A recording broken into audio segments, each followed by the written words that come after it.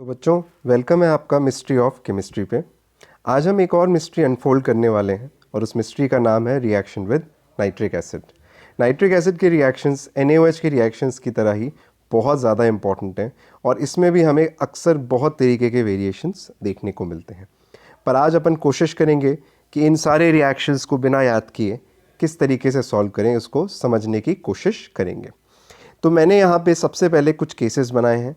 उससे पहले आप देखो कि सबसे पहले हमने डिस्कस करना है कैसे एस ब्लॉक के मेटल्स रिएक्ट करते हैं नाइट्रिक एसिड के साथ। तो उसमें सबसे पहला केस है केस 1 कि जब एस ब्लॉक का कोई भी मेटल रिएक्ट करता है कंसनट्रेटेड नाइट्रिक एसिड के साथ, तो जैसे ही वो कंसनट्रेटेड नाइट्रिक एसिड के साथ रिएक्ट करता है वो अपना करस्पॉन्डिंग नाइट्रेट बनाएगा और उसके अलावा आप देख सकते हो वो NO2 रिलीज़ करेगा। ये ध्यान रखने लायक बात है, क्या रिलीज़ करेगा? NO2 रिलीज़ करेगा। तो अपना नाइट्रेट बनाएगा और NO2 रिलीज़ करेगा। एग्जाम्पल के तौर पे मान लो हमने सोडियम उठाया और हमने उसको नाइट्रिक एसिड में डाल दिया हॉट कंसनट्रेटेड, तो आप देखोगे वो अपना करस्पॉन्डिंग नाइट्रेट मतलब NaNO3 बनाएगा और साथ ही साथ क्या रिलीज़ करेगा? हमेशा NO2 रिलीज़ करेगा। सिमिलरली आप मैग्नीशियम को डाल दो तो वो मैग्नीशियम नाइट्रेट बनाएगा और NO2 रिलीज़ करेगा। तो बहुत सिंपल सी कहानी है, अपना नाइट्रेट और क्या करेगा? क्या करेगा? NO2 रिलीज़ करेगा। कब? जब वो कंसनट्रेटेड नाइट्रिक एसिड के साथ रिएक्शन करेगा। ठीक है, अगर इसी को अपन आगे बढ़ाएं तो दूसरा केस है कि जब वो नाइट्रिक एसिड कोल्ड और डाइल्यूट के साथ रिएक्ट करे। तो जब वो कोल्ड और डाइल्यूट नाइट्रिक एसिड के साथ रिएक्ट करता है तो आप देख सकते हो उस केस में एस ब्लॉक वाला जब कोल्ड डाइल्यूट नाइट्रिक एसिड का रिएक्ट करेगा उस केस में आपको उसका नाइट्रेट तो मिलेगा, वो फिक्स है, पर वहाँ पे रिलीज़ क्या होगी? हाइड्रोजन रिलीज़ होगी। ध्यान रखेंगे, कंसनट्रेटेड में NO2, डाइल्यूट कोल्ड और डाइल्यूट है तो हाइड्रोजन रिलीज़ करेगा। एग्जाम्पल के तौर पे पोटेशियम को अगर आप कोल्ड डाइल्यूट में पटक दो तो आपको दिखेगा कि वो KNO3 मतलब अपना नाइट्रेट और साथ में क्या रिलीज़ कर रहा है? हाइड्रोजन रिलीज़ कर रहा है। पर बच्चों यहाँ पे ध्यान देंगे, एक छोटा सा एक्सेप्शन है और उस एक्सेप्शन का नाम है मैग्नीशियम। आप ध्यान रखोगे कि मैग्नीशियम के केस में ऐसा नहीं होता। मैग्नीशियम के केस में कोल्ड डाइल्यूट के साथ हाइड्रोजन रिलीज नहीं होगी, मैग्नीशियम हाइड्रोजन रिलीज नहीं करेगा। बहुत बढ़िया, अपन आगे बढ़ते हैं। तो हम समझ गए कि कोल्ड डाइल्यूट के केस में अक्सर क्या रिलीज होता है? हाइड्रोजन रिलीज होती है, एक्सेप्ट क्या? एक्सेप्ट क्या? मैग्नीशियम। परफेक्ट, ठीक है जी। इसी को आगे बढ़ाते हैं। अब ज़रा ध्यान देंगे कि एस ब्लॉक का अगर हमने नाइट्रिक एसिड में पटका पर अगर वो डाइल्यूट हुआ, मतलब अगर हमने डाइल्यूट नाइट्रिक एसिड में उसको डाला तो नाइट्रेट तो फिक्स है बच्चों, वो तो फिक्स रहेगा, पर यहाँ पे क्या रिलीज़ होगी? NO रिलीज़ होगी। हाँ जी, कंसनट्रेटेड NO2 रिलीज़ हो रहा था, कोल्ड डाइल्यूट हाइड्रोजन रिलीज़ हो रहा था एक्सेप्ट मैग्नीशियम, पर डाइल्यूट के केस में क्या रिलीज़ होती है?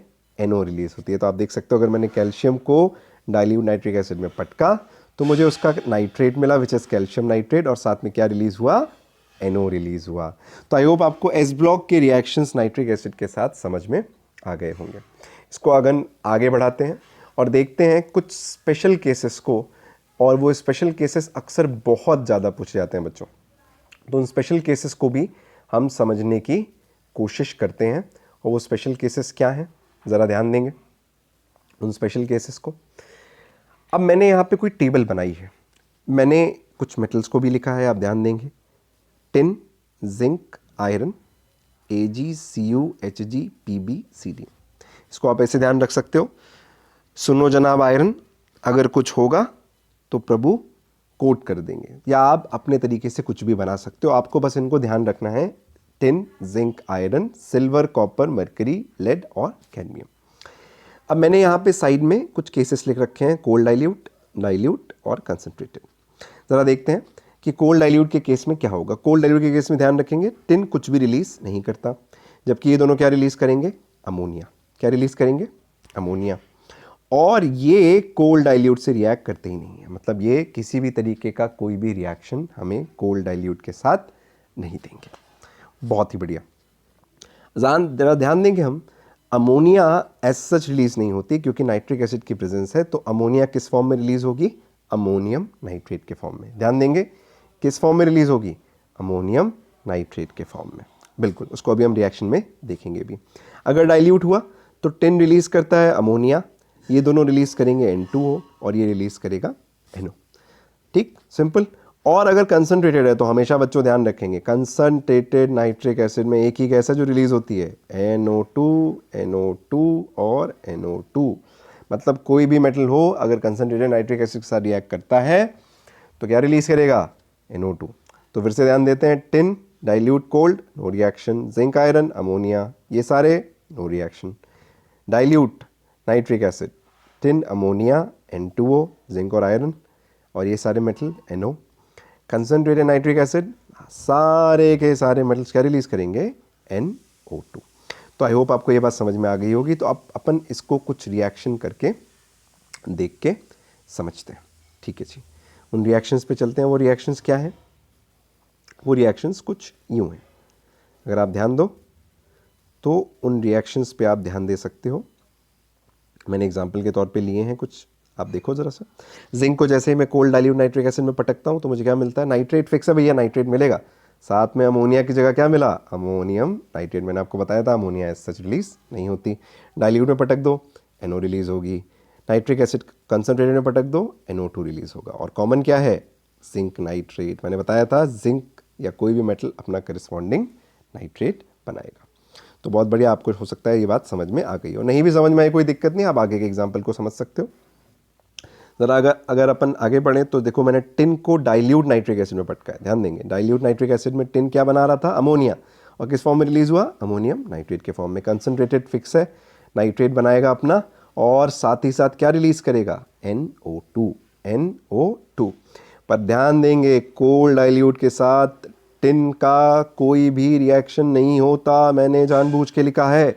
ध्यान देंगे, टिन का कोई भी रिएक्शन कोल्ड डाइल्यूट के केस में नहीं होगा, बिल्कुल नहीं होगा। तो टिन को कोल्ड डाइल्यूट के साथ हम क्या देखेंगे, नो रिएक्शन। क्या होगा, नो रिएक्शन। तो बच्चों इस बात पे हम ध्यान देंगे। ज़रा कॉपर को पटक के देखते हैं। कॉपर को जैसे ही नाइट्रिक एसिड कोल्ड डाइल्यूट में पटकोगे, नो रिएक्शन, बताया था मैंने आपको। अगर आप उसको डाइल्यूट नाइट्रिक एसिड में पटकते हो तो क्या मिलेगा, NO रिलीज़ होगी। बहुत बढ़िया। और अगर आप हॉट कंसनट्रेटेड में पटकते हो तो आपको क्या मिलेगी, NO2।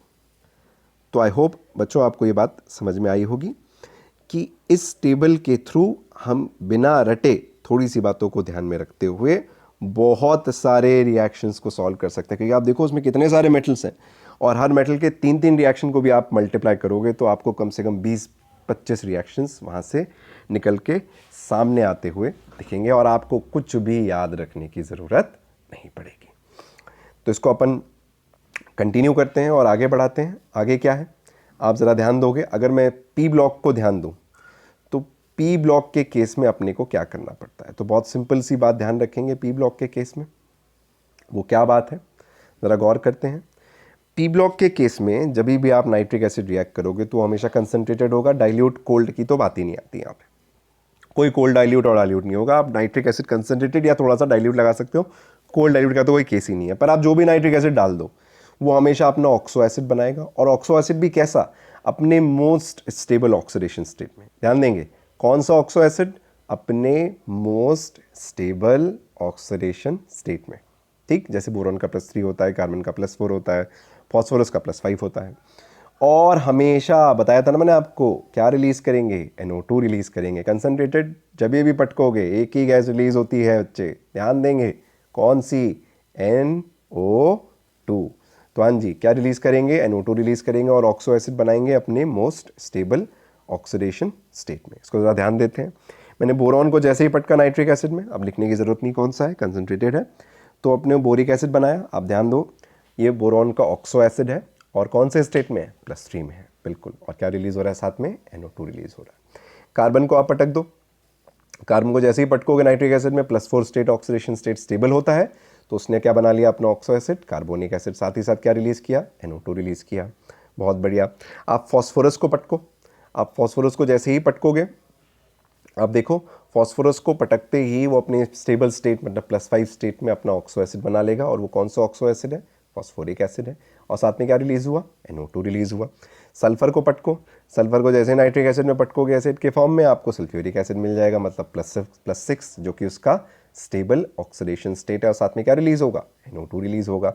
Last but not the least, अगर आप आयोडीन को पटकोगे तो HNO3 में जैसे ही आप पटकोगे वो अपने स्टेबल ऑक्सीडेशन स्टेट, ध्यान देंगे हैलोजेंस के केस में स्टेबल ऑक्सीडेशन स्टेट जनरली कौन सा होता है, +5 होता है, तो वो HiO3 बनाएगा विच इज़ इन +5 स्टेट, और साथ ही साथ क्या रिलीज़ करेगा, वो रिलीज़ करेगा NO2। तो आप यहाँ देख सकते हो कि कोई भी पी ब्लॉक का अपना करस्पॉन्डिंग ऑक्सो एसिड बनाता है और अपने स्टेबल ऑक्सीडेशन स्टेट में रहता है, साथ ही साथ क्या रिलीज़ करता है, वो NO2 रिलीज़ करता है। तो बच्चों, आई होप आपको ये बात समझ में आ गई होगी कि S ब्लॉक से DF ब्लॉक से लेके P ब्लॉक तक अपन किस तरीके से नाइट्रिक एसिड को रिएक्ट कराते हैं, और अक्सर इन्हीं में से काफ़ी सारे सवाल पूछे जाते हैं। अगर आप इन बातों को ध्यान रखोगे तो आपकी बहुत सारे, कम से कम मैंने यहाँ पे आपके लिए 50 से 70 रिएक्शंस आसान कर दिए हैं, जो कि आपको आइंदा से रटने नहीं पड़ेंगे। तो आई होप आपको ये बात समझ में आई होगी। Thank you, thanks a lot.